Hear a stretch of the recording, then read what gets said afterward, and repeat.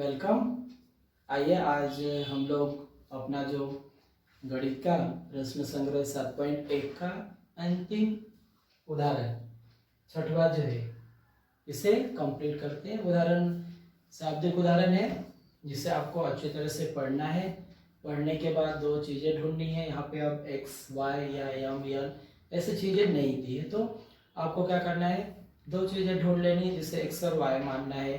उसके बाद इसमें कौन से प्रकार का विचरण है तो वो दिया हुआ है। कभी कभी हमें उदाहरण में कौन सा विचरण है वो भी नहीं होता, हमें खुद पता करना होता है कि इसमें कौन सा विचरण लगेगा। तो यहाँ पे उदाहरण पहले पढ़ लेते हैं, फिर हम लोग देखते हैं कि कौन सी दो चीजें और किसको क्या मानना है।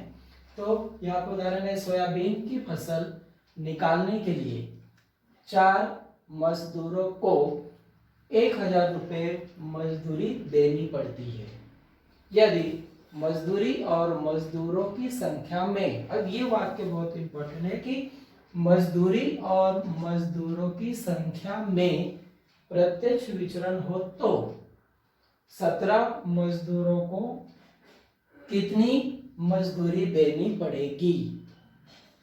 है ना आसान। तो दो चीजें हो गई, मजदूरों की संख्या और उन्हें दी जाने वाली मजदूरी। तो हम लोग मजदूरों की संख्या x मान लेते हैं। हल करने के लिए हमें क्या करना होगा, माना कि मजदूरों की संख्या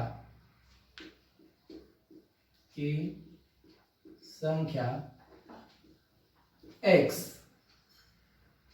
तथा उनकी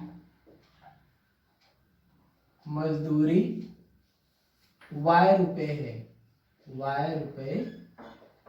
है। यहाँ पे हमें समझ गया कि यहाँ पे दो चीजें जो है, एक मजदूरों की संख्या। अब अगर मजदूरों की संख्या आप बढ़ा दोगे तो मजदूरी कम देनी पड़ेगी, नहीं तो मजदूरी भी हमें क्या होगी, ज्यादा देनी पड़ेगी। मतलब एक संख्या बढ़ रही है तो दूसरी संख्या भी क्या हो रही, बढ़ रही। मतलब अगर मजदूर बढ़ा दिए तो मजदूरी भी, मतलब रुपए भी क्या हो जाएंगे, बढ़ जाएंगे। तो वैसे यहाँ पे ये मानने के बाद अब लिखना है कि x और y में प्रत्यक्ष विचरण है कि y और x में। तो यहाँ पे दिया देखिए कि यदि मजदूरी और मजदूरों की संख्या, अब मजदूरी ये और मजदूरों की संख्या x। अब इसका अगर रूपांतरण हम लोग करते हैं तो क्या आ जाएगा, मजदूरी और मजदूरों की संख्या में प्रत्यक्ष विचरण है। अब ये हो गया वाक्य रचना, इसे हमें क्या करना है, गणितीय रूपांतरण कर देना है। तो यहाँ पे मजदूरी y और मजदूरों की संख्या x में क्या है, प्रत्यक्ष विचरण है। फिर इसी को हम लोग y बराबर kx, और यहाँ पे k यह क्या है, k यह स्थिरांक है। मतलब जिस समय k का मान निकालना होता है तो k बराबर ये y पहले से और ये गुणा का भाग। अब पहले दो कीमतें दी है, आप देखिए मजदूरों की संख्या 4 है, मीन्स x क्या है, 4 है, और मजदूरी ये y क्या है, मजदूरी माना है हमने, तो मजदूरी 1000 है। तो k बराबर 1000 बटे ये x 4।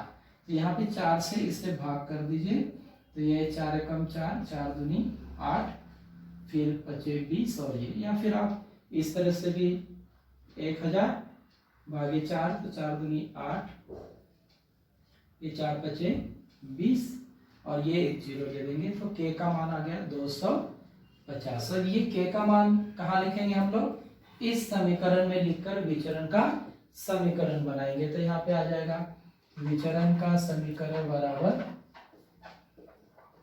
समीकरण आया वो y बराबर 250 और ये x। तो इससे हमें विचरण का समीकरण मिल गया।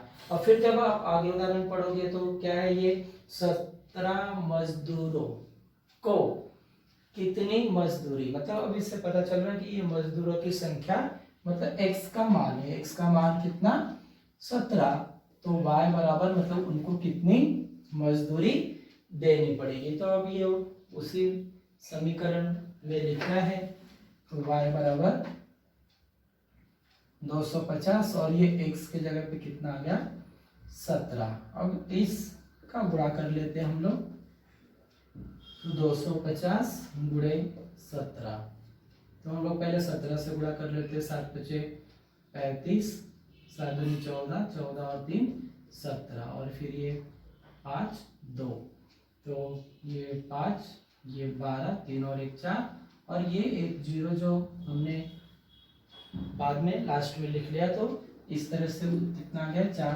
4250, मीन्स y का मूल्य मतलब 17 मजदूरों को रुपए 4250 मजदूरी देनी पड़ेगी, मजदूरी देनी पड़ेगी। तो इस तरह से ये एग्जाम्पल आसान सा था।